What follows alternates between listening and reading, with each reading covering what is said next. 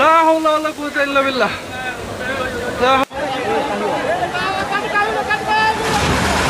আসসালামু আলাইকুম। এইমাত্র পাওয়া সবচেয়ে গুরুত্বপূর্ণ খবর, ঘূর্ণিঝড় রেমালের ক্ষতচিহ্ন না বুঝতেই এবার ধেয়ে আসছে ভয়াবহ বন্যা।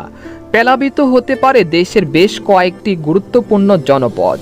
আগামী 24 ঘন্টায় ভারতের চেরাপুঞ্জি ও মেঘালয় ভারী থেকে অতি ভারী বৃষ্টি হতে পারে।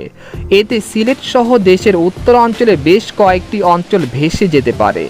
বাঁধ ভেঙে মুহূর্তে লণ্ডভণ্ড হয়ে যেতে পারে গ্রামের পর গ্রাম। ক্ষতিগ্রস্ত হতে পারে 50,000-এর বেশি মানুষ। এমনই সতর্কতা করছেন বন্যা সতর্কীকরণ কেন্দ্র থেকে। এছাড়া আগামী 5 দিন কোন কোন জেলায় ভারী বৃষ্টির সম্ভাবনা রয়েছে সবই বিস্তারিত জানিয়ে দেব এই খবরে। খবরটি অবশ্যই শেষ পর্যন্ত দেখতে থাকুন। আর সবার আগে সবার প্রথম সঠিক খবর জানতে আমাদের চ্যানেলটিকে সাবস্ক্রাইব করে রাখুন। এবার জেনে নিন এক নজরে। ভারতের মেঘালয় ও আসামের পাহাড়ি অঞ্চলে ভারী বর্ষণ ও সিলেটের টানা বৃষ্টিতে বন্যা দেখা দিয়েছে। ইতিমধ্যে সিলেটের 4 উপজেলার নিম্নাঞ্চল প্লাবিত হয়েছে। কয়েকটি স্থানে বন্যা পানি উঠে সড়ক তলিয়ে যাওয়ায় যোগাযোগ ব্যবস্থা বিচ্ছিন্ন হয়ে পড়েছে। আকস্মিক বন্যায় গোয়াইনঘাট, জয়ন্তাপুর, কোম্পানিগঞ্জ ও কানাইঘাট উপজেলার অনেক মানুষ পানিবন্দী হয়ে পড়েছেন।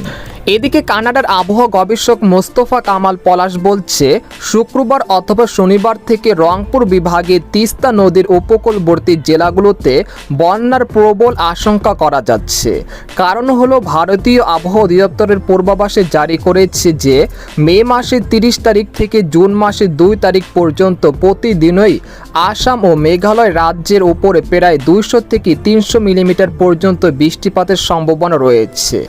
এতে আজ বৃহস্পতিবার কিংবা আগামীকাল শুক্রবারের মধ্যে তিস্তা নদীর উজানের ভারতের গজালডোবা বাঁধের সকল গেট খুলে দিতে বাধ্য হবে ভারতের কর্তৃপক্ষে। ফলে তিস্তা নদী উপরে বাংলাদেশের ডালিয়া বাঁধ এর সকল গেট খুলে দিতে হবে বাংলাদেশের পানি উন্নয়ন বোর্ড কর্তৃপক্ষকে। ফলে তিস্তা নদীর উপকূলবর্তী নীলফামারী, লালমনিরহাট, রংপুর, কুড়িগ্রাম ও গাইবান্ধা জেলায় বন্যা শুরু হতে যাওয়ার প্রবল আশঙ্কা করা যাচ্ছে আগামীকাল শুক্রবার 2024 এর মধ্যে। আজ থেকে সিলেট ও রংপুর বিভাগের নতুন নতুন জেলায় বন্যার পানিতে প্লাবিত হওয়ার প্রবল ঝুঁকি রয়েছে ও বন্যা পরিস্থিতি অবনতি হওয়ার প্রবল আশঙ্কা করা যাচ্ছে। তো এই ছিল বন্যা নিয়ে একটি সংক্ষিপ্ত খবর। তো পরবর্তী আপডেট জানতে আমাদের সাথে থাকুন।